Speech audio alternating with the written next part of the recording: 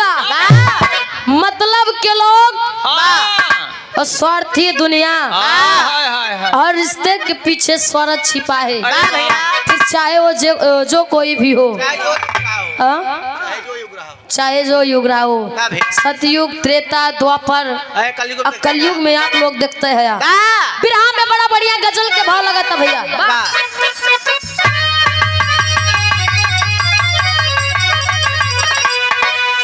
कोनो प्रेमी प्यार में धोखा खाइल, अपने माशुका से कहे ये जान मुझे धोखा देकर तुम खुश नहीं रहोगी। मैंने प्यार के बदले अपना सब कुछ न्यौछावर कर दिया और तुमने मेरी थोड़ी सी खुशी को गम में बदल दिया। गजल के भाव में प्रेमी कहे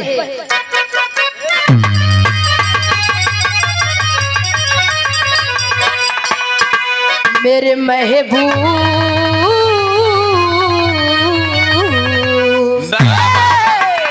मेरे महबूब मेरे साथ बड़ा चाल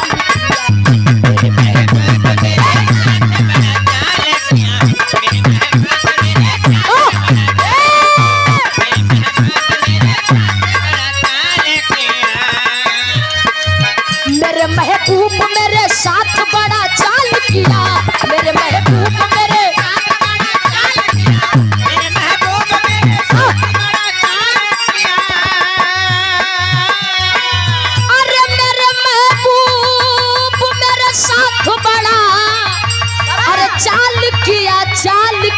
चाल किया।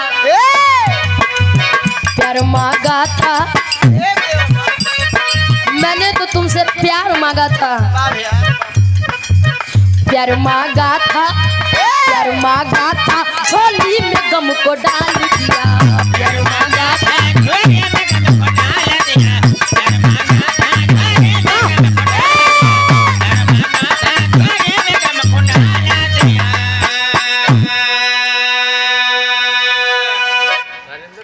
जोगापुर से क्या हो रुपया।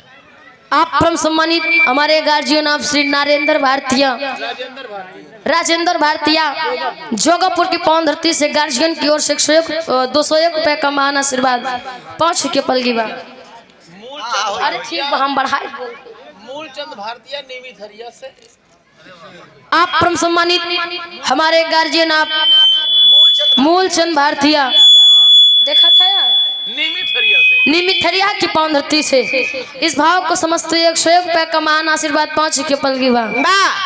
लेकिन यही के भाव में आदरणीय परम पूज्य परम सदैव परम सम्मानित पूजनीय श्री सूर्यवान साकेत गुरु जी लिखे आप भाई लाल प्रजापति लाइनमैन ग्राम सुजौला की पावन धरती से 11 रुपए का महान आशीर्वाद 5 के पलगी बा। फिर से वही छाया हुआ ना आप गिरजा शंकर के बड़े भैया आप परम सम्मानित दयाराम प्रधान जी। क्या बात है। वर्तमान प्रधान है आप लोग फिर से प्रधान बनाइए। 101 रुपए का महान आशीर्वाद 5 के पलगी बा। यही के भाव में गुरु जी लिखे का लिखे भैया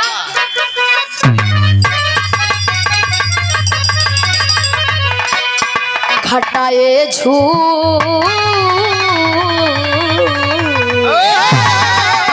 घटाए झूम रही हुस्न का बाजार घटाए झूम रही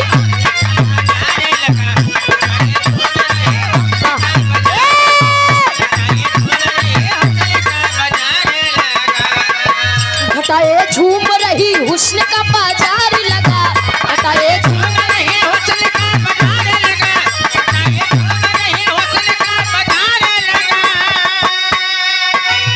अरे घटाए झूम रही हुस्न का बाजार अरे बाजार अरे बाजार बहारे झूम रहे बहारे झूम रहे इंद्र का दरबार लगा। बहारे झूम रहे इंद्र का दरबार लगा। बहारे झूम रहे इंद्र का दरबार लगा। फिर से वही छाया हुआ नाम गिरजा शंकर के बड़े भैया आप प्रधान जी दयाराम गार्जियन की ओर से 101 रुपए का महान आशीर्वाद पहुंच के पलगी बा। घटाया झूम रही हुस्न का बाजार लगा, बहारे झूम उठी इंद्र का दरबार लगा। विराह में नजम के भाव लगा तो यही से हमरे विराह के शुरुआत बा। कुल मूड आज इन्हें से खराब कर देते ना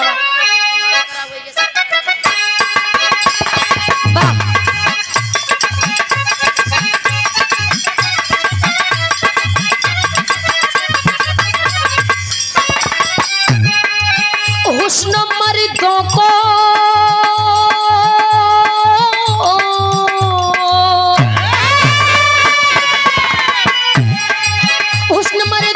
मजबूर किया करता है, हुस्न मर्दों को मजबूर किया करता है, अपनों की नजरों से भी दूर किया करता है।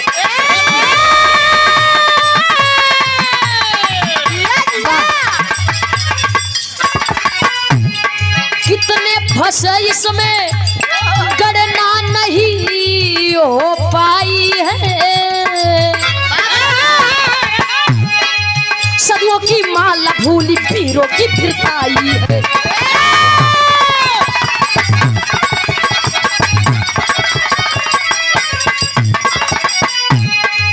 इंद्र के बेटे गंधर्व सेन की कहानी है, इंद्र के बेटे गंधर्व सेन की कहानी है, इंद्र के बेटे गंधर्व सेन की कहानी है। पिता ने दिया चुकी हुई जवानी है।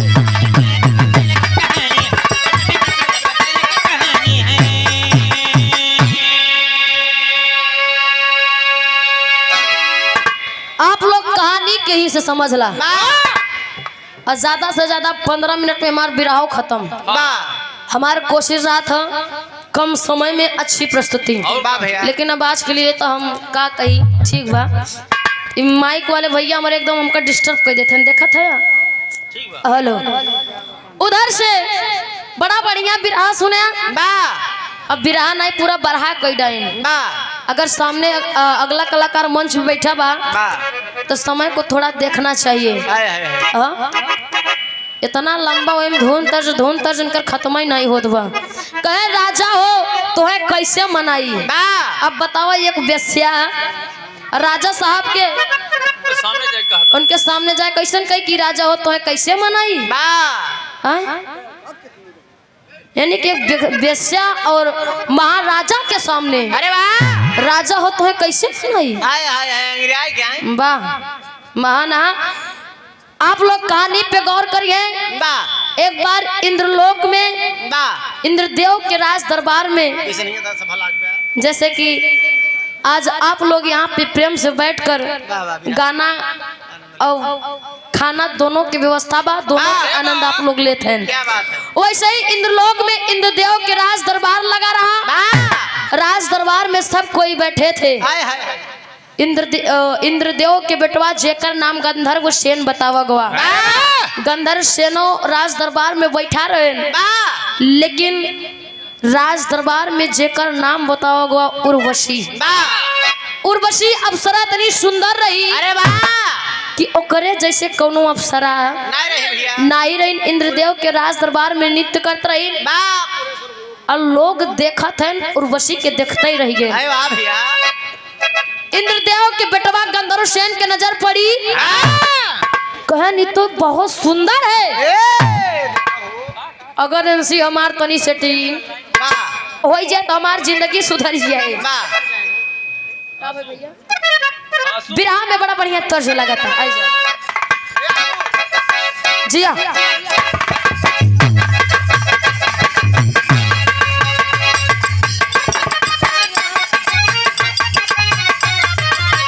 वाह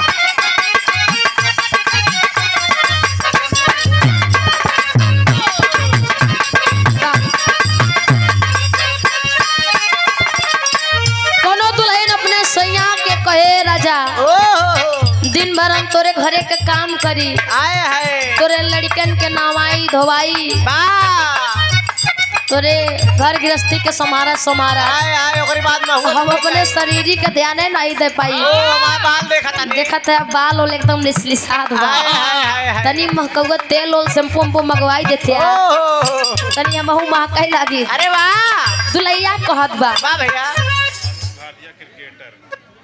आप परम सम्मानित हमारे बड़े भाई आप अनुज भारतीय क्रिकेटर कहाँ से? बड़गांव की पौंधरती से। भैया विराह हो ही जाए तो फिर सुनाई दे समय के बड़ा अभाव हो भैया। अच्छा ठीक बा लगाई दे अब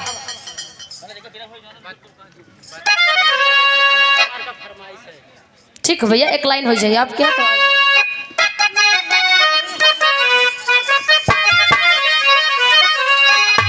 ये हमारे अनुज भैया के फरमाइश है मात्र एक लाइन भला जे कर भला जे कर पीराए उहै जाने दूसर कौनो का जाने भला जे कर पीराए उहै जाने दूसर कौनो का जाने भला जे कर पीराए उहै जाने सासु न जाने ना नदियो न जाने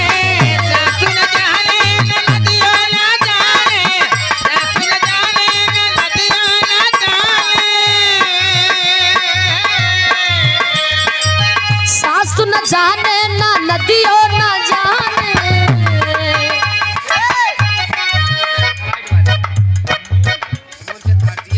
मूलचंद भारतीय एजेंट निमिथरिया से आप हम सम्मानित मूलचंद भारतीय एजेंट निमिथरिया की पौंधरती से गार्जियन की ओर से 101 रुपया का मान आशीर्वाद पहुंची के पलगी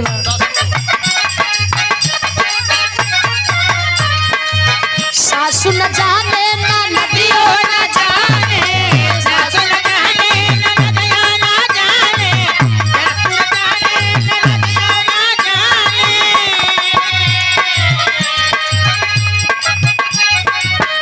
जकरे ऊपर भी गए उहै जाने दूसर कौनो का जाने जकरे ऊपर भी गए उहै जाने दूसर कौनो का जाने जकरे ऊपर भी गए उहै जाने भोलानाथ यादव भैया जोगापुर आप परम सम्मानित हमारे गार्जियन भोलानाथ यादव जोगापुर की पावन धरती से गार्जियन की ओर से 51 रुपए का महान आशीर्वाद पहुंची के पलगी बा।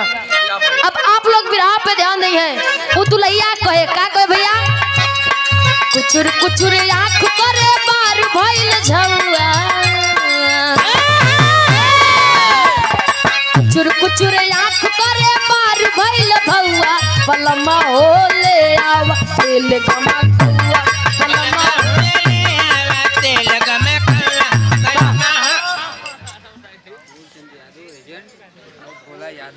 फिर से वही छाया हुआ नाम आप परम सम्मानित मूलचंद भारतीय एजेंट निमिथरिया की पौंधरती से आप परम सम्मानित भोला यादव भैया जी जोगापुर की पौंधरती से 101 रुपया का मान आशीर्वाद पहुंच के पलगी बा। लेकिन यही के भाव में राज दरबार में उर्वशी जब नृत्य करत बा तो इंद्रदेव के बेटवा गंधर्व सेन जब उर्वशी के देखत तो एक एक श्रृंगार के वर्णन करत है का करे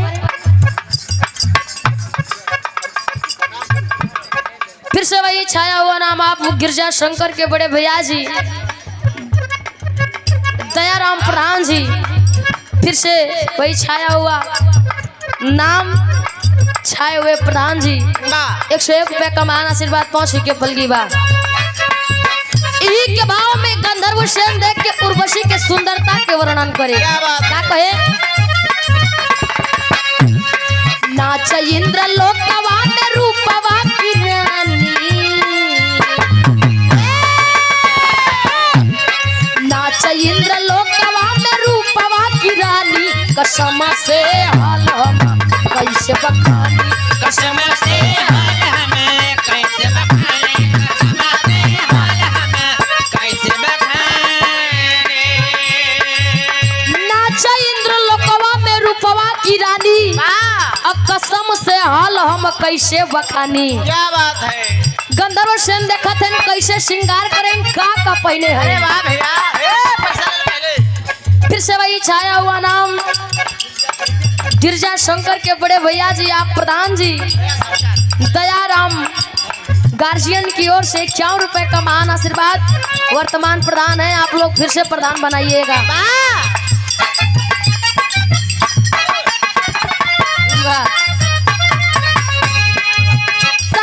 सोहेला सोलहो सिंगरावा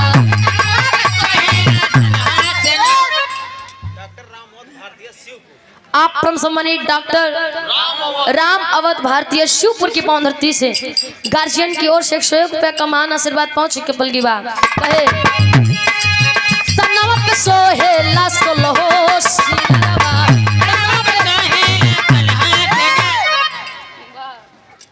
फिर से वही छाया हुआ नाम गिरजा शंकर के बड़े भैया आप प्रधान जी दयाराम प्रधान जी की ओर से 51 रुपए का महान आशीर्वाद पहुंची के पल की बात नमक सोहेला सोलहो सिंगरबा।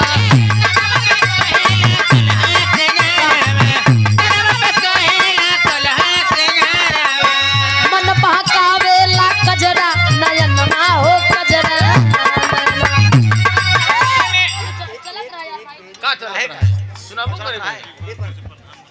अच्छा आप गिरजा शंकर के बड़े भैया आप दयाराम प्रधान जी 51 रुपए का महान आशीर्वाद फिर से वही छाया हुआ नाम इस समय वर्तमान प्रधान है।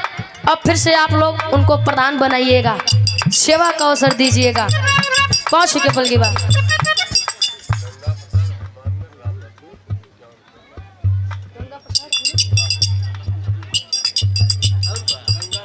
गंगा प्रसाद आप परम सम्मानित गंगा प्रसाद हनुमान जी गण की पावन धरती से रामनाथपुर की पावन धरती से गार्जियन की ओर से 51 रुपए का महान आशीर्वाद पहुंच के पल की बात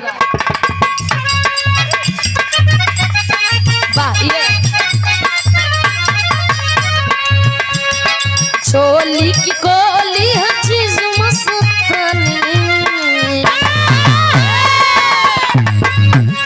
चोली की गोली है चीज मस्तानी कसम से हाल हम कैसे बखानी।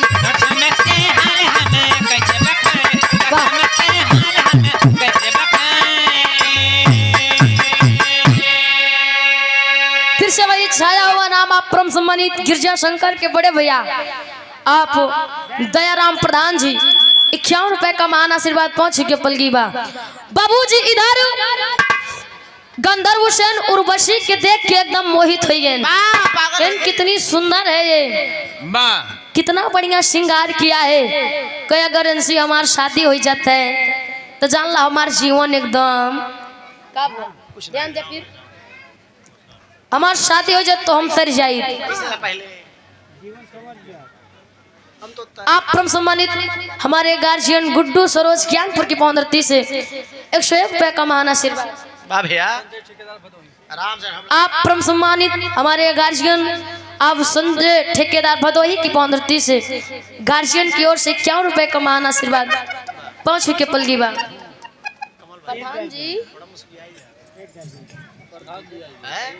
आप हमारे बड़े भैया कोरस के बहुत अच्छे कलाकार कोरस का नहीं जान ला बिराऊ वो बढ़िया गावा थे और ऑलराउंडर कलाकार है चाहे प्रेम में हो सबके चाहे जोन हो वो काय हम कही आप हमारे चंचल भैया सुंदर पंखुड़ियों से गुथा हुआ 51 रुपए का महान आशीर्वाद चंचल भैया हमके सिखाए हुए हैं ना बहुत प्यार दुलार आशीर्वाद मिला था बहुत बहुत प्रणाम भैया आप परम सम्मानित फिर से वही छाया हुआ नाम आप श्री मूलचंद भारतीय एजेंट निमिथरिया की पावन धरती से और आप परम सम्मानित भोला यादव जोगापुर की पावन धरती से 101 रुपया का महान आशीर्वाद 5 के पल की बाबूजी इधर गंधर्व सेन देख के उर्वशी के ऊपर मोहित हो गए। उर्वशी के अलावा और राज दरबार में उनके कुछ देखा तो नहीं रहा। एक पुष्प उठाकर उर्वशी के सीने पे मार देते हैं। जब गंधर्व सेन उर्वशी के सीने पे मारे, इंद्रदेव तो एकदम गुस्सा में आग बबूला कि हमार बेटवा गंधर्व सेन आज हमारे राज दरबार में हमारा मर्यादा भंग कर दिया। बताओ ये राज दरबार में एक अप्सरा नृत्य करत बा, सबके सामने फूल उठाए के सीने पे मार दी। गुस्से में आकर कर बाबूजी इंद्रदेव शराब दे देते हैं कि जाओ मैं तुझे शराब देता हूँ कि पृथ्वी लोक पे तुम गदहा बनकर रहोगे। इतनी सरपिया जब गंधर्व सेन सुने तो हाथ जोड़ के इंद्रदेव के गोड़ पे गिर गए। होत का भैया आगे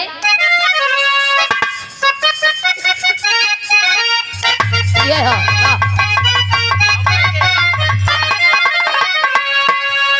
कोनो दुल्हन के दुल्हा परदेश जात रहे कमाए खातिर।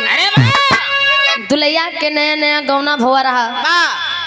दुल्हैया हाथ जोड़ के कह के हमार राजा अरे वाह अबे तो हमार नई नई शादी भे बा, तनी कुछ दिन घरे और रुक जा।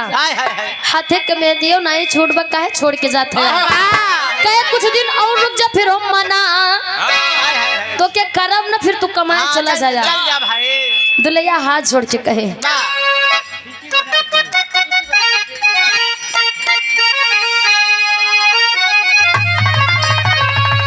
अरे जमन जमन कहा बात सही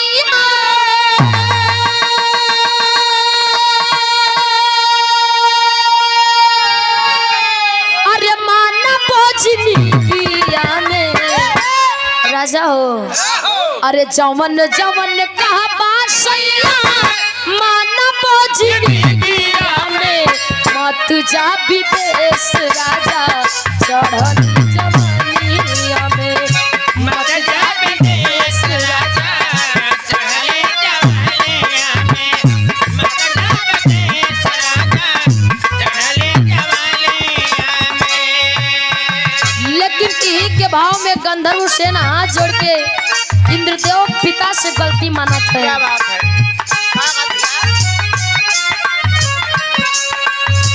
श्रापवा सुनवले इंद्र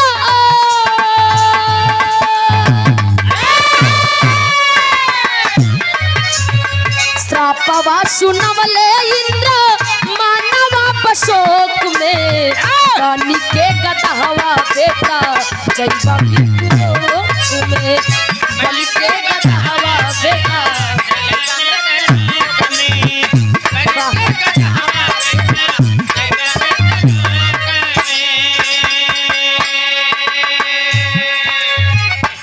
फिर से वही छाया हुआ नाम आप परम सम्मानित गिरजा शंकर के बड़े भैया अब दयाराम प्रधान जी 51 रुपए का महान आशीर्वाद पहुंच के पलगी आशीर्वाद के शाबा।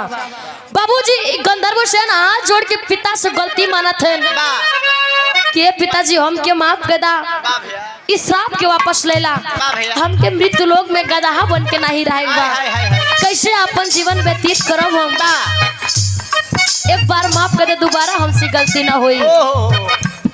इंद्रदेव ने कहा कि बेटा जो मैंने श्राप दे दिया वो वापस नहीं होगा। गंधर्व सेन के पिताजी ठीक बा लेकिन इस श्राप के हल तो हुई, इस श्राप से हमके मुक्ति कैसे मिली। क्या बात है। तब इंद्रदेव गंधर्व सेन से बताए का कहे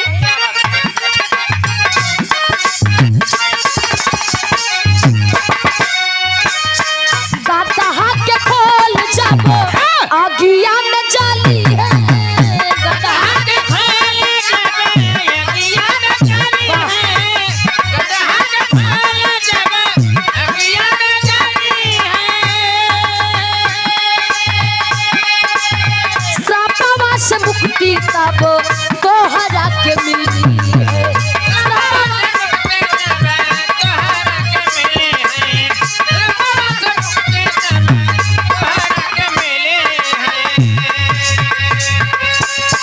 धरती पे गिरा तुरते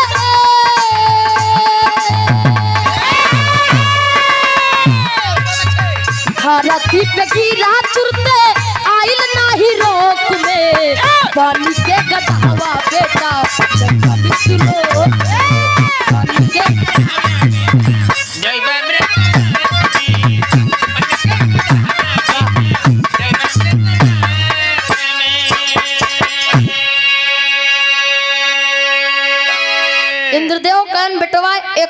एक उपाय बा। हाँ भैया मृत्यु लोक में जब गदहा बन के रहबा बा तो तहार बियाह एक कन्या से होई। क्या बात है यानी रहबा तू गदहा लेकिन तहार बियाह हाँ कन्या सुई एक इंसान के लड़की से होई। क्या बात है गंधर्व सेन के पिताजी ई कैसे हो सकत ह बा कि हम गदहा रहब बा हमार बियाह लड़की से होए। ओ क्या करी भैया क्या करे अपने बिटिया के बियाह। इंद्रदेव कहन देखाई तोरे ऊपर बा तार समस्या तू जाना। बा अब गलती करे आज सजत तोकर भोगवे करबा। बा कहन जब तार बियाह लड़की से हो जाए सुहाग रात में तार दुल्हन सूर्य भगवान के उदय होए से पहले अगर तार खोल आगिम जलाए दे तो जान ला तू श्राप से मुक्ति हो मुक्त हो जाबा। वो श्राप से तो के मुक्ति मिल जाए। क्या बात है फिर से इंद्रलोक आई जाबा।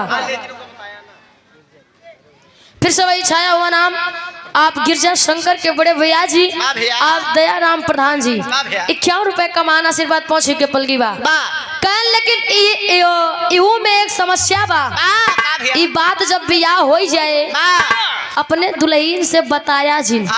अगर बताए देबा तो जान ला कुल काम अब बिगड़ गया बिगड़ जाए। बस इतना ही बता सकत है। आई तो कह दई है हमारे कान दई के खींचा बा हम देखब एकदम नौजवान हैंडसम दुल्हा बन अरे जाता। वाह इतना ही बताया बकिया खोल जलावे वाली बात ना बताया ना बताए। अगर वो अपने मन से कह दी बा तो जान ला तो के श्राप से मुक्ति मिल जाई।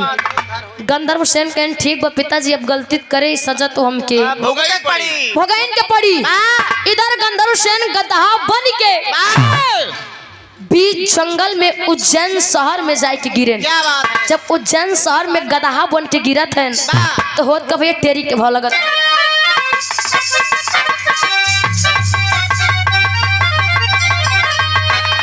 उमंगे चकना चूर हो गए। अरे उमंगे चकना चूर हो गए। चूसी पर चढ़ी काली मार रबी लुटाया नूरिया रे नूरिया। बाबूजी बीच जंगल में गंधर्व सेन जब वो गदहा बन के गिरा था तू ही जंगलवा में एकदम मस्त के हाय हाय हाय लंबा चौड़ा एकदम जवान धोबी टारत रहा। जब धोबी महाराज वो गदहा के देखें गंधर्व सेन के तो उनके फूले नहीं समात रहा। विराह में तर्ज लगाता एक लाइन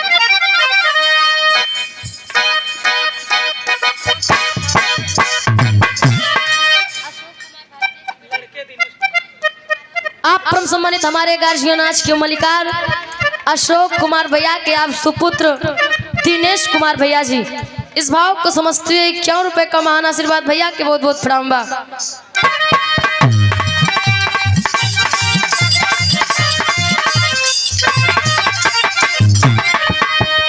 कोनो दुल्हा दुल्हन के देख के कोनो लड़का कहे गीतिया के दिनेश लाल यादव उर्फ निरहुआ 2003 में गायर और यही से ट्रेंडिंग में आई है।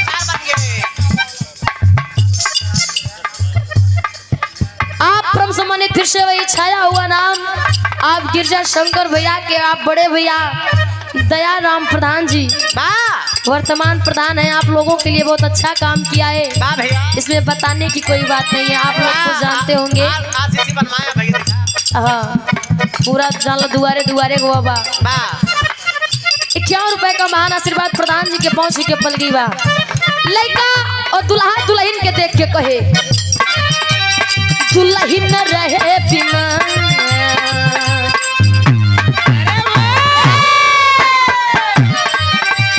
दुल्हन रहे बिना निरहुआ निरहुआ निरहुआ शक्ल रहे दुल्हन रहे बिना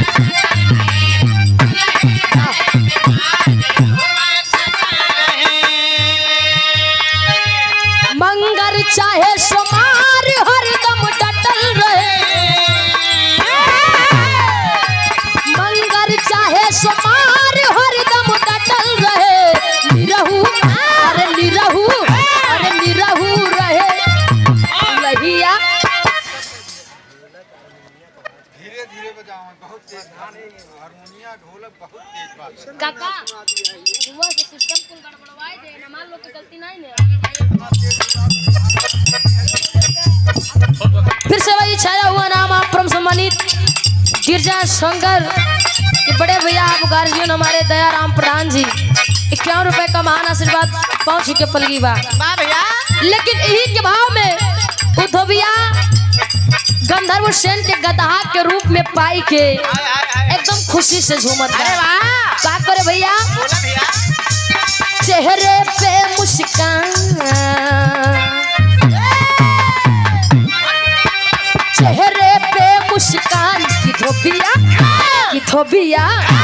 धोबिया झूम उठा चेहरे पे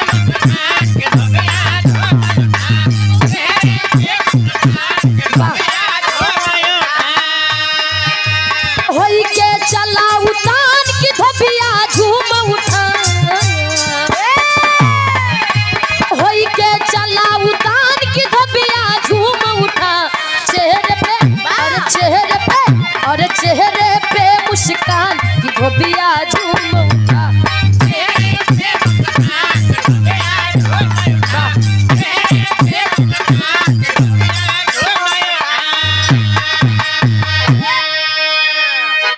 धोबी जी जब गंधर्व सेन के देखे गदहा के रूप में एकदम खुशी हो गए कहन 4 साल से दुई ठोरे सारे दुआरे जियाई यही भर भर खवाई थी अरे वाह तब वो सारे नहीं मोटाता है हाँ खुटी लड़त बा लेकिन देखा था ये जंगल में इतना बढ़िया गदहा ओ देखो पहले सुन राजेंद्र प्रसाद भारतीय दयाराम प्रधान जी के चाचा है नहीं दयाराम इनका चाचा है। अच्छा अच्छा राजेंद्र भारतीय के चाचा जी दयाराम प्रधान राजेंद्र आप परम सम्मानित राजेंद्र भारतीय भैया जी के आप चाचा जी आदरणीय परम सम्मानित दयाराम प्रधान जी 51 रुपए का महान आशीर्वाद पहुंच के पलगी बा भैया इधर तो भैया कोई बताओ इतना बढ़िया हट्टा कट्टा खावा पिए एकदम मोटा ताजा अरे वाह गदहा ऐसा नहीं घूमत बा और दुई ठोरे सारे दुआरे जियाई यही कौनो अर्थन लाई नहीं ना एक गट्ठा कपड़ा ला दिया तो निहुर जिया थे और बताओ ये इतना तगड़ा अगर हम बैठी हमार मलकिनिया बैठे और दुई गट्ठा कपड़ा ला दा तब न बैठे कई आज हमार भाग जग गए अरे वाह भैया गंधर्व सेन के पकड़ के जब घरे ले आई दुआरवे से लगा चल रहा है कि ए मलकिन हो कहे तनी जल्दी से बहरे आवा अंदर से तो भी धोबिनियो का हाथ में ले दही जरूर नाती का जनी कहाँ से घूम के आए यहाँ इनका काम धाम तो बा नहीं बस घूमे चलना है कहीं अच्छा ठीक है रुका जावा तही जब बहरे निकरीन देखें दुआरी एकदम खावा पीवा एकदम ताजा गदहा अरे वाह खड़ा रहा धोबिनियो देख के एकदम खुश हो गई कहीं कहो राजा देखा अब दही जरूर नाती से राजा पाई अरे वाह कहीं कहो राजा कहाँ खरीदा कितने आने में पाया है कहे के कितने में पाया है का गदावा का कहन देख केहू से बताए छी एक गदहा हम भी जंगलों में पाए हैं लेकिन अगर केहू तो सी पूछे कह दू हमारे सैया हमारे धोबी जी खरीद के ले आए 60,000 कहे जिया व्यापारी कहे बताए दू कि हमारे संगे खरीदे नहीं कहिए कि हमारा ही रहा कहीं ठीक पे जल्दी ले आए चंदन वंदन अच्छा गंधर्व सेन के टीक दिन जब टीक दी पैसा ले प्रधान से फिर से वही छाया हुआ नाम आप गिरजा शंकर के बड़े भैया जी आदरणीय परम सम्मानित दयाराम प्रधान जी छाया हुआ नाम 101 रुपए का महान आशीर्वाद पहुंचे के पलगी आशीर्वाद के चावा भैया इधर कहीं ठीक बा धीरे धीरे दिन बीतत बा उज्जैन शहर में एक राजा साहब रहे और नहीं राजा साहब की धोबी महाराज काम करते रहे और का भैया चौक के भाव लगता आई जा आओ जल्दी भाई काट ढीला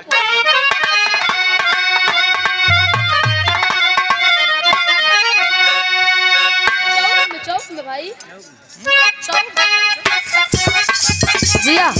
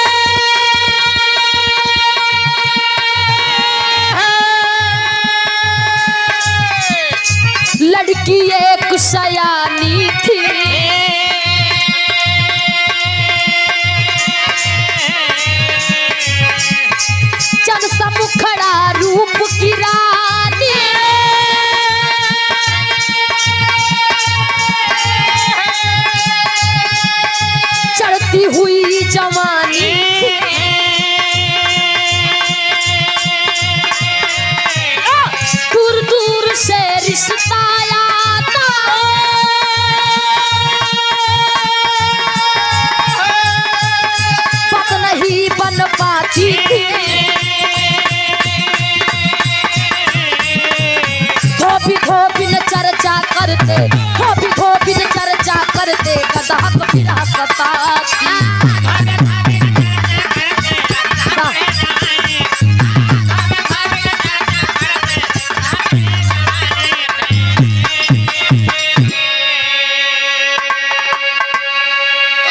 उज्जैन शहर में राजा साहब खिया वो धोबी काम करते रहे और राजा साहब की एक बिटिया रही, बड़ी सुंदर रही। अरे वाह, बड़ी सुंदर रही, रोज एक से एक रिश्ता है, लेकिन राजा साहब हाँ इनकार दे दे। इनकार कर देते रहे। कहना बे अपने बिटिया के बियाह हम हाँ करब ना, जब हमरे बिटिया के जोड़े हाँ पर मिली। बर मिल जाई तो हम खुदे कह देब। वाह भैया, रोज एक से एक रिश्ता आवे वाह और धोबी महाराज काम करते रहे, कुल देखा है वाह भैया, कहा बताओ इतना बढ़िया बढ़िया रिश्ता आवत बा, हाय हाय हाय, लेकिन हमारे राजा साहब के मत बउरान बा। वाह राजकुमारी इतनी सुंदर यहाँ बढ़िया बढ़िया रिश्ता हुआ बा। हाँ गाड़ी का ब्याह करेंगे। का जानी कब बियाह करी है, हाँ, सच्ची सब। कुल देखें घर जाए कि अपने मलकिन से बतावे वाह कि ये मलकिन हमारे राजा साहब के बिटिया बड़ी सुंदर बा, वाह हाँ बड़ी अच्छी हाँ राजकुमारी जी, और रिश्ता बढ़िया बढ़िया आवत है। वाह, लेकिन का जो नहीं का है राजा साहब बियाह कैंसिल कर देता है, हाँ बियाह नहीं करावत है। वाह भैया, अब पिछवाड़े से जहाँ गदहाराम बांधा रहे वाह सारी- गंधर्व सेन जी हाँ। कुल बात धोबिया का सुने। वाह भैया, जब धोबिया का बात सुने तो उनके बिरह सतावा हाय हाय हाय कि हाय, लागत वो हमारे पिताजी जोन कहे रहे, ओह, लागत बा राजा साहब को बिटिया हमार बिया होई, होई। धीरे धीरे दिन बीताई है बात, रोज धोबी महाराज आए के मलकिन से बतावे। वाह एक दिन गदहा यानी गंधर्व सेन अपन हिम्मत जुटाई के वाह कहन चलते ही आज मालिक से कहा, वाह भैया, मालिक से कहा कि जाके राजा साहब से कह दे वाह अपने बिटिया के बियाह हमरे साथे कराई दे। वाह पहपट के भाव में वो गदहा कहे, वाह, रुक जाओ बाबू, पहले पान पारा ले लो। पान पारो खाए यार,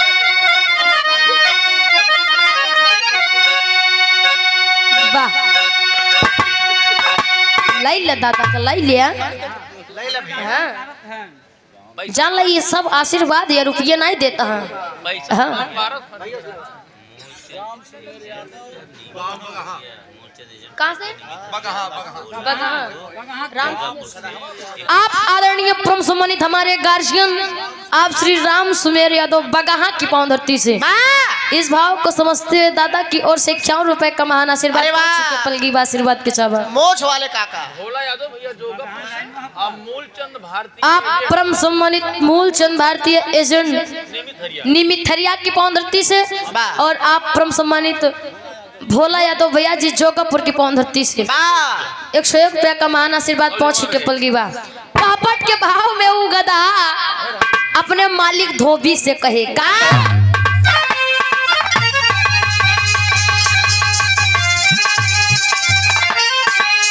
अरे बोला गधा धोबी के समनावा मनवा मानैना, अरे बोला गधा धोबी के समनावा मनवा मानैना, हमरो पूरा करता यार मनवा मनवा मानैना।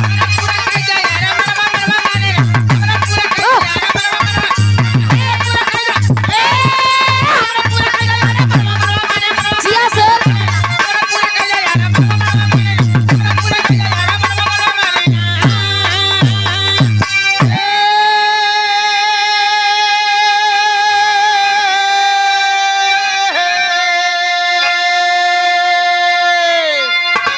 बोला गधा धोबी के समनवा मनवा मानै ना, अब पूरा कैदा हमरो वार मनवा मनवा।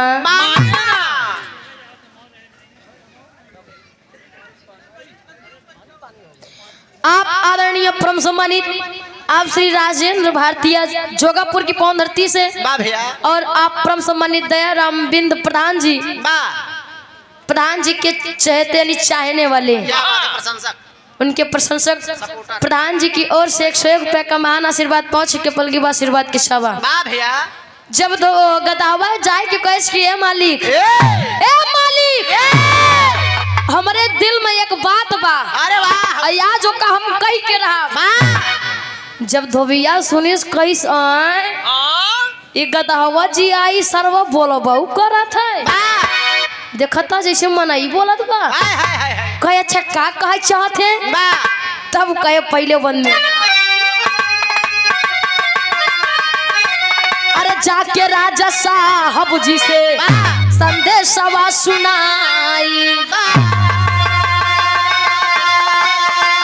अब बिटिया की शादी हमसे अरे आके कार्रवाई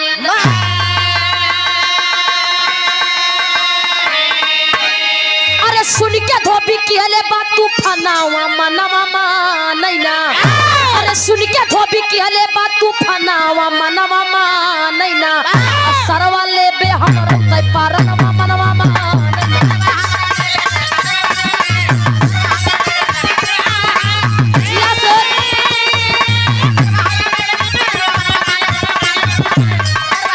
क्या बात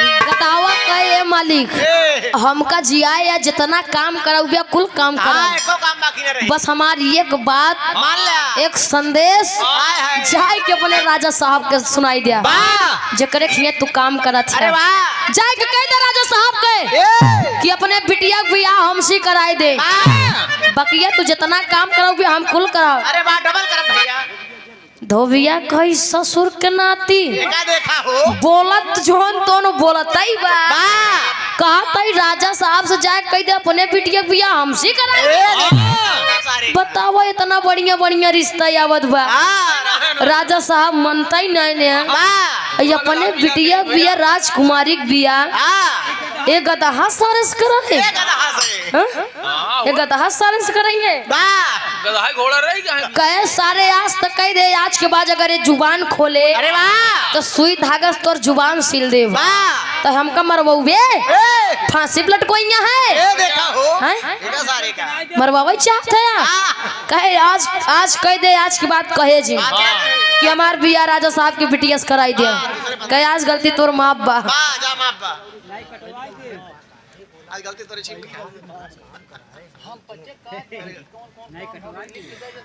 परम सम्मानित फिर से वही छाया हुआ नाम आप गिरजा शंकर के बड़े भैया आप दयाराम प्रधान जी अरे वाह भैया काम कर रहे हैं भैया एक गांव में बहुत सारा काम करे हैं बहुत आप लोग के सेवा करे हैं अब फिर से सेवा के अवसर दिया प्रधान क्या जी बात की 51 रुपए का महान आशीर्वाद पहुंच के पलगी बा अरे मोर भैया 10 रुपया धोबी कहीं ठीक बजाज कोई दाई आज के बाद कहा जिन और गदहा के बात टाल देन फिर धीरे धीरे दिन बीतत बा धीरे धीरे दिन बीतत बा वही हाल राजा खिया होत बा कि बढ़िया बढ़िया रिश्ता आवत बा राजा साहब कैंसिल कर दे अब जैसे आप लोग यहाँ विराह सुने आए हैं अब यहाँ का होत बा का गावत ही जो नहीं झगड़ा लड़ाई होत बा जगह जगह बियाह हो जाए के मलकिन से जरूर बताई है कि आज गजब हो रहा है हमारे चैनल वाले भैया लगाए 9 से सवेरे बढ़िया बढ़िया लिखी हैं रोहित सुहाना ने ये कर दिया मुस्कान चंचल ने वो कर दिया चुप ऐसे काका वाले जाएंगे काके से बताएंगे आज गजब होगा गजब रोहित सुहाना मुस्कान कही कहन गजब मुस्कान चंचल रोहित सुहाना की कही वैसे धोबीवा कुछ दिन बीता फिर राजा साहब का बिटिया कहानी अपने मलकिन से बतावा फिर एक दिन हिम्मत जुटाई कि कहन आज हम अपने मालिक का हम मनवाए चाहे हमका मरबई करिए धीरे धीरे दिन बीता था होत का भैया अगले बंदे सुन ले पूरी बात प्रधान जी टेंटो अरे वाह आप परम सम्मानित गिरजा शंकर के बड़े भैया जी आप आदरणीय परम सम्मानित जनजन में सम्मान पाने वाले जनजन को सम्मान देने वाले आप दया शंकर प्रधान जी और यहाँ पे दयाराम प्रधान जी जो कि यहाँ पे टेंट भी उन्हीं का लगा है 51 रुपए का महान आशीर्वाद पहुंच के पलगी बा अगले बंदे वो गदहा धोबी से कहे अरे कुछ दिन बाद गोदो बात दोहरा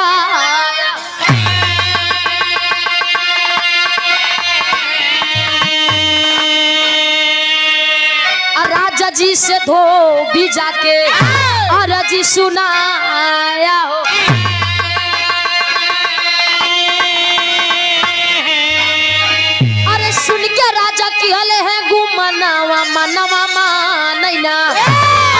क्या राजा की हले है गुमनावा मनवा मानैना आखिर ये में कौनो बाका रंगवा मनवा मानैना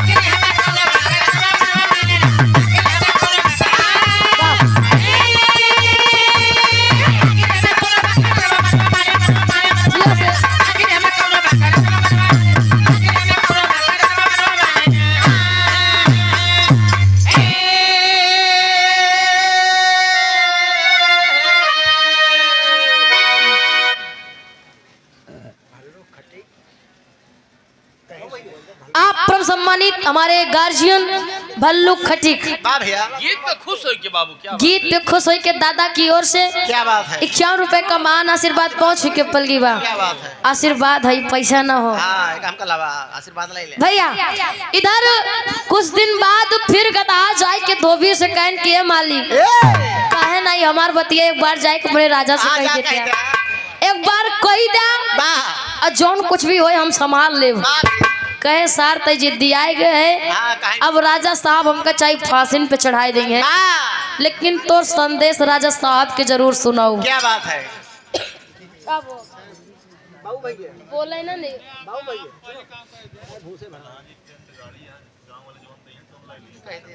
अरे वाह क्या बात, सहयोग में भैया। आप आदरणीय परम सम्मानित आप गिरजा शंकर के बड़े भैया जी, वाह, आप आदरणीय परम सम्मानित दया शंकर प्रधान जी, दयाराम प्रधान जी, और टेंट भी है, गाड़ी भी है, वाह, गांव में जेका भी चाहिए हाय हाय दे थे। प्रधान जी फ्री में दी है। क्या बात है। कोनो पैसा कौड़ी आ जाओ ना ले यहाँ। कुछ नहीं है निया। वाह, आ जाओ ना ले यहाँ। जमन दे तुम ले ले बस। देखा वो अपन अपन प्रेम है हाँ। बकेट फ्री में देंगे ना। हाँ भाई। आप लोग जोन जिक्र जोन होई प्रेम से देंगे ओका ले लेंगे हाँ, मजबूरी। फ्री में सेवा बा प्रधान जी भाई, किया। अच्छा। 51 रुपए का महान आशीर्वाद पहुंच के पलगी बा। इधर तो भी कहीं जाते आज राजा साहब से सुनाई देव तार संदेश चाहे हमका फसीब काहे ना चढ़ाए दे। गैन हाथ जोड़ के धोबी महाराज राजा से विनती करे लगे।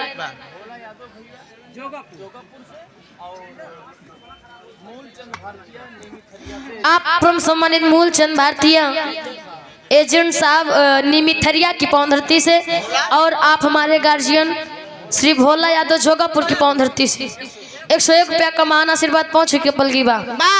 इधर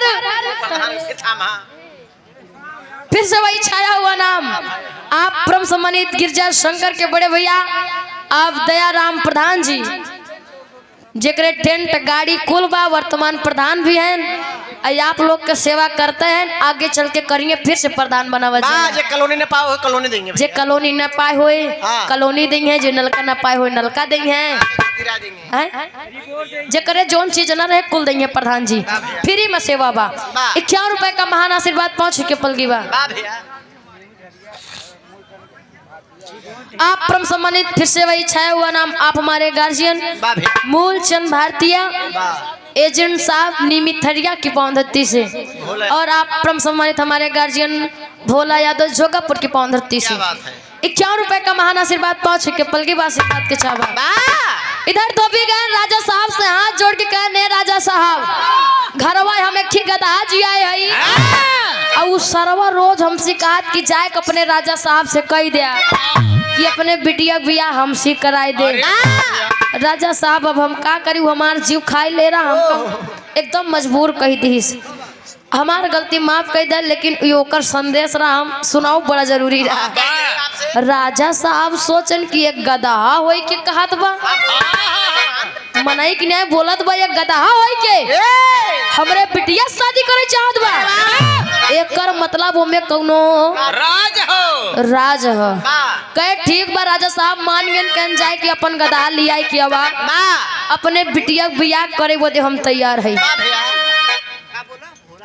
भोला चाचा छोटका हिरान और निमित हरिया से फूलचंद भारतीय भैया भोला यादव भैया छोटके हिरान से। आप परम सम्मानित हमारे गार्जियन भोला यादव चाचा जी हमारे छोटके ईरान से यानी जोगापुर की पौंधरती से, आप परम सम्मानित मूलचंद भारतीय निमिथरिया से एजेंट साहब निमिथरिया की पौंधरती से।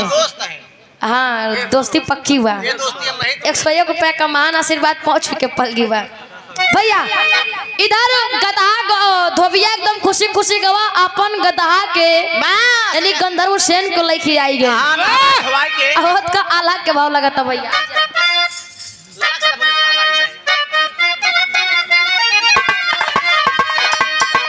अरे मेटे ना मिटाला खाली विधि के विधनमा भैया दे देना मिटाला है बेटे क्या बेधनवा भैया मिटाला मिटाला तब हो बेटे क्या बेधनवा भैया होला उहे चाहे जवन देख सरकार ओए है चाहे देखा चाहे सरकार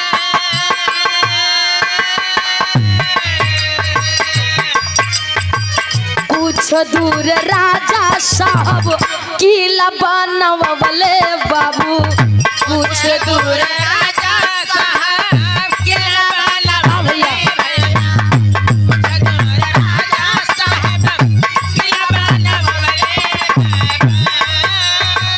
गाता की शादिया के फैलल समाचार गाता के शादिया के फैल समाचार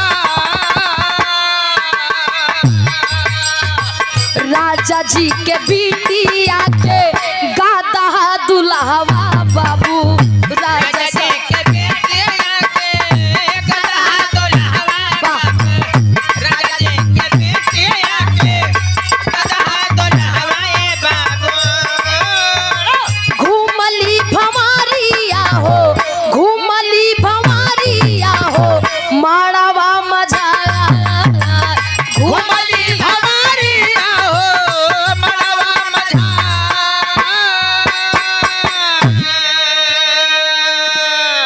फिर से वही छाया हुआ नाम आप परम सम्मानित गिरजा शंकर के बड़े भैया जी आप दयाराम प्रधान जी जो कि आप लोगों के लिए बहुत किए बहुत सेवा करते हैं आगे वाह, करेंगे क्या बात है। प्रधान जी की ओर से 51 रुपए का महान आशीर्वाद पहुंच के पलगी बा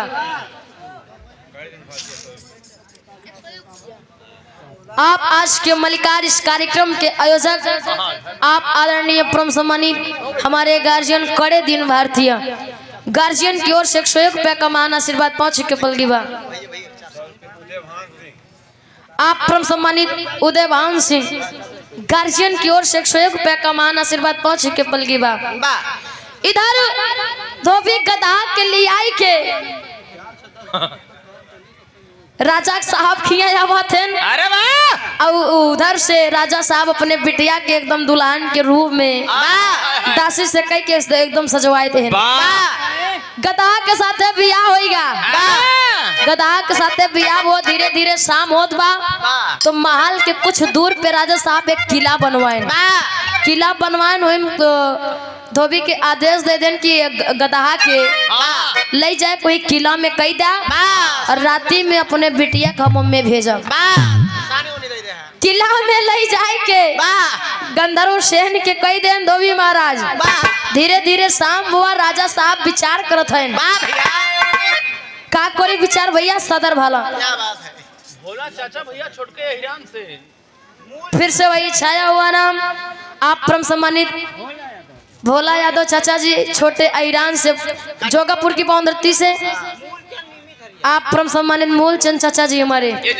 एजेंट साहब निमिथरिया की पावनधरती से 101 रुपए का महान आशीर्वाद पहुंच के पलगी बा आशीर्वाद के चाबा कहे सदर आला लगा था भैया जी हाँ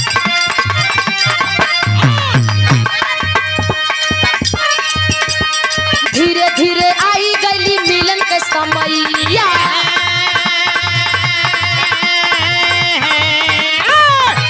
गधा को भेजे राजा किला के मजा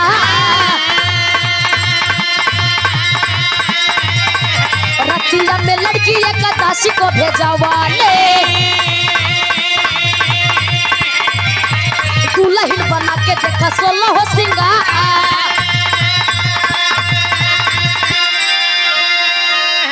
अपने करनिया के हम अरे भोगत ही पपवा कान धै के खींचा मिट्टी सारा उजिया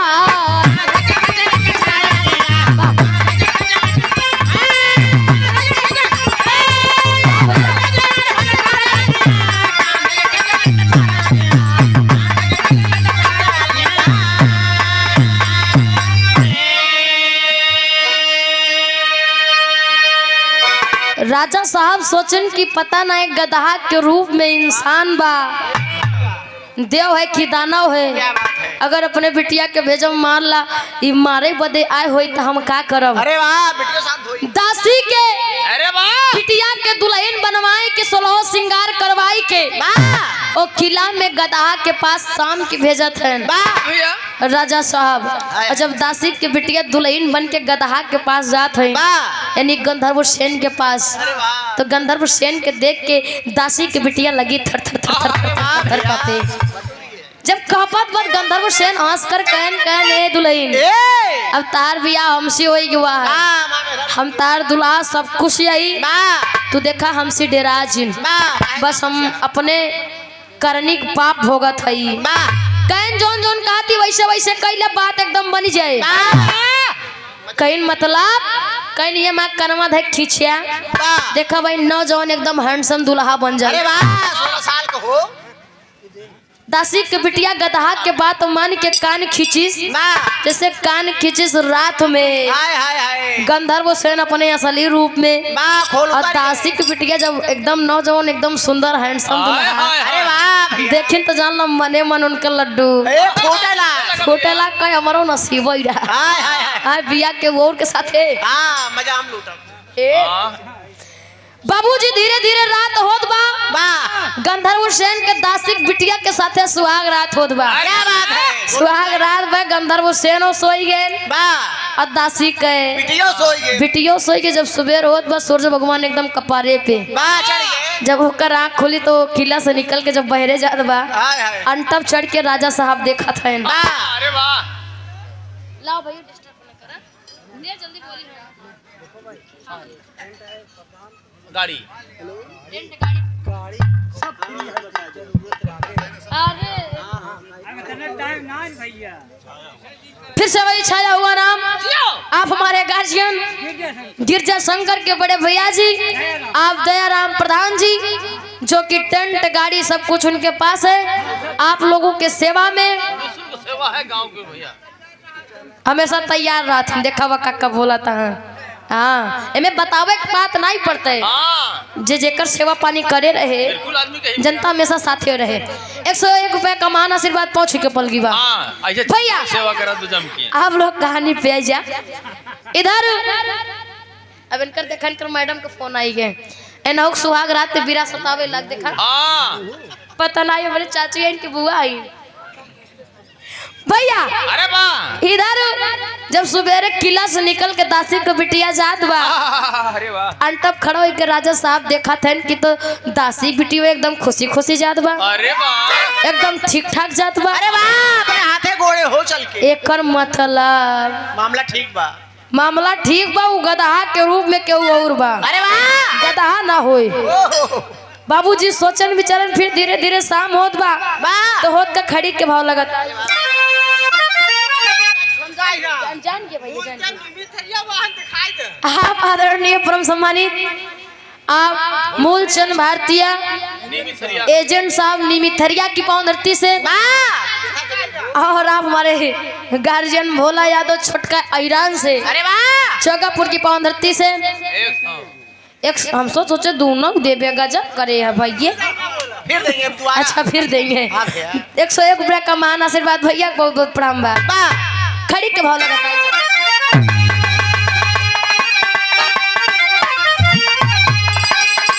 अरे खोल तनकी उतारे अरे अजोरी हो गई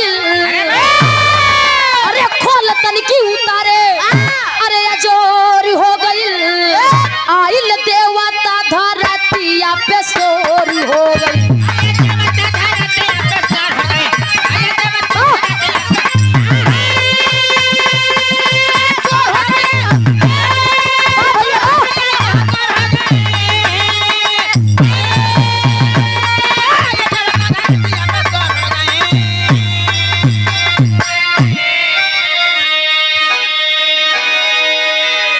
राजा साहब कन मान लो राक्षस होए गदहा के रूप में हमका छलत होए कि दासिक बिटिया भेजे हैं ये बार इनका ठीक ठाक छोड़ दी दूसर के दिन तो अपन बिटिया भेजी है राजा साहब के मन में ख्याल है दूसर के दिन वाह भैया मंत्री के बिटिया का दुल्हन बनवाए के 16 श्रृंगार कई के भेजा दिया भैया दूसर के रात में फिर भेजवा क्या बात है जब दूसर के रात में वाह मंत्री के बिटिया जात ह वाह भैया तू है बात जोन दासी के बिटिया से कहे रहे वाह गंधर्व सेन जी क्या बात है वो है बात मंत्री की बिटिया से कहे वैसे ही वैसे काम हुआ सुबेर हुआ फिर सूरज भगवान कपारे पे वाह। जब वो किला से निकलत बत राजा साहब अंटस देखा था वाह भैया ये तो एकदम खुश मिजाज एकदम खुश बा हंस जात बा तना तो खुश आज तक एक देखबई नहीं भाई एकर मतलब गदहा के रूप में कोनो देवता या हमरे बिटिया के भाग जागी गए पहले वन में करे का भैया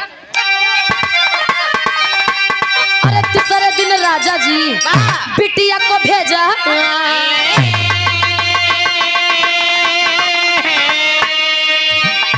जलतिया गिनिया में खोलिया जलावा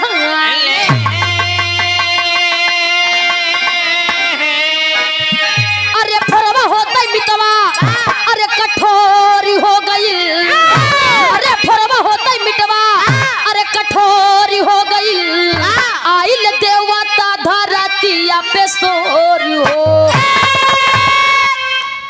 तीसर के दिन राजा साहब अपने बिटिया के 16 श्रृंगार करवाई के दुल्हन बनाए के एक ऐती दासी के बिटिया और एक ऐती मंत्री के बिटिया के साथे आदेश दे दिए कि किला में गदहे के पास मेरी राजकुमारी मेरी बिटिया को जाओ पहुंचा कर आओ।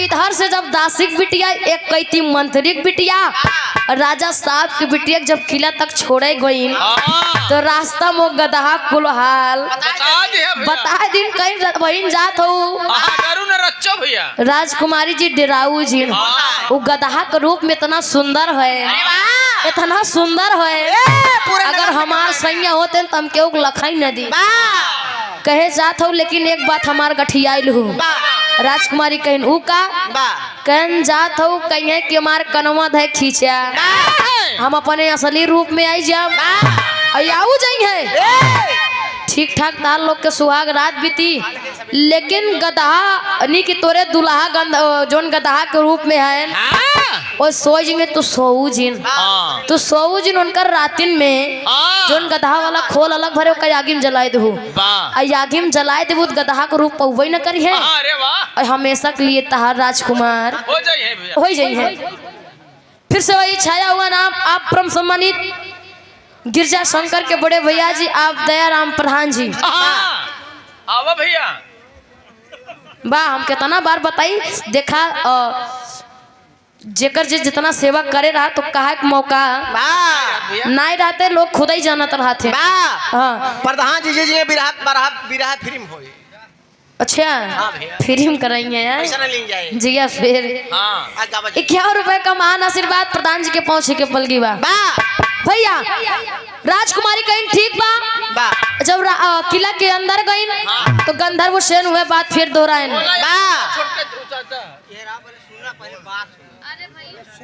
भोला चाचा ब्रांड छोटका मूलचंद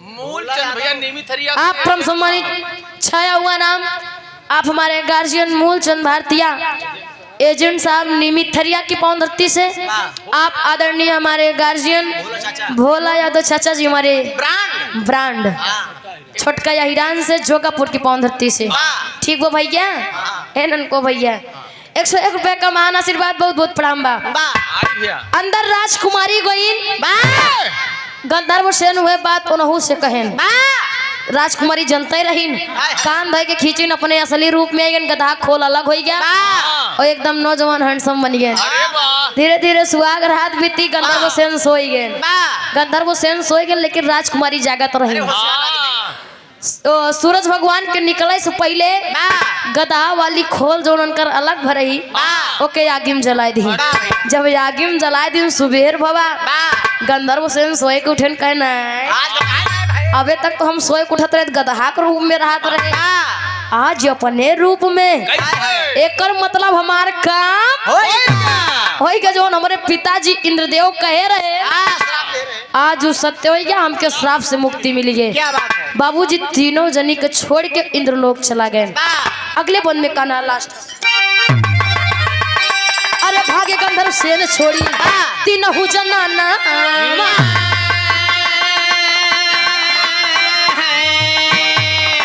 तीनों के गोदिया में जन्म ललाना।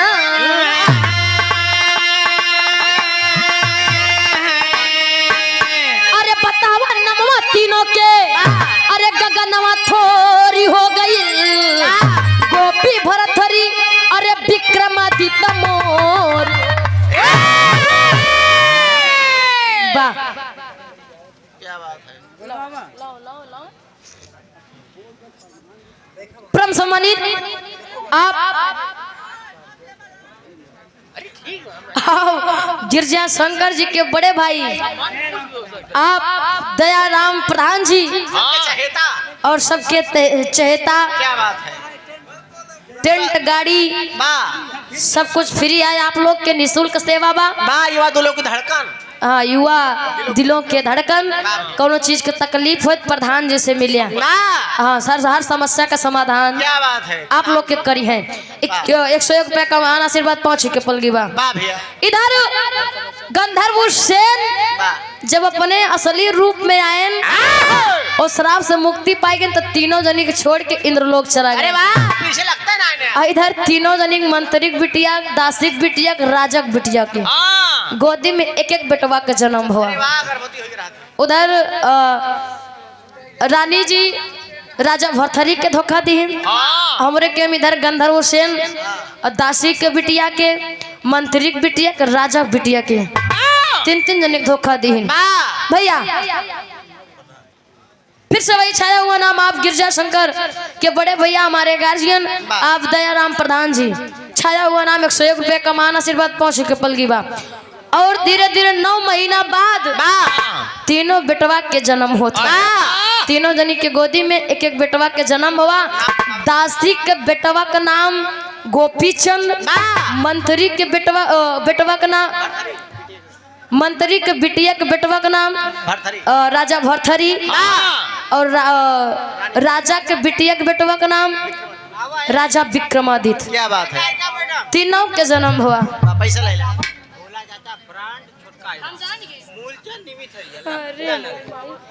फिर से वही छाया हुआ नाम आप हमारे गार्जियन मूलचंद भारतीय एजेंट साहब निमिथरिया की पावधरती से, और आप हमारे गार्जियन भोला यादव चाचा जी ब्रांड छोटका ईरान जोगापुर की पावधरती से 101 रुपया का मान आशीर्वाद पहुंच के पलगी बा। यानी राजा विक्रमादित्य, राजा भरथरी और राजा गोपीचंद तीनों जने के जन्म और तीनों जनी से हाय हाय बाबा अब बाप हो एक गंधर्व सेन। लास्ट वन में ही बिटिया गुरु घराने का परिचय दिया जाए।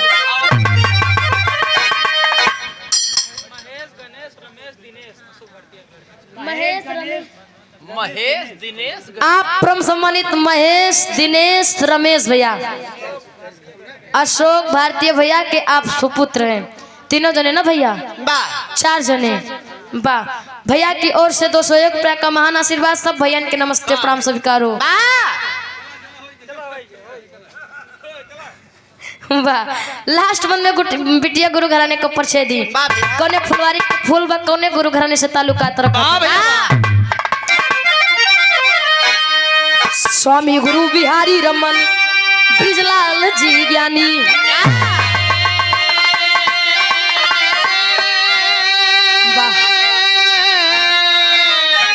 अरे कभी जब प्रसाद की कलम, अरे बरसत रंग नुरानी हो।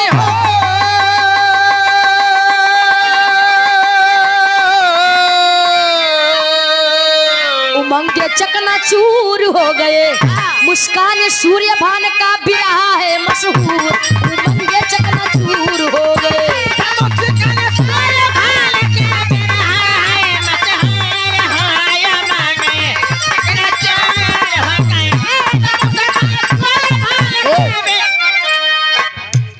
एक मिनट रुका हो, रुक जा।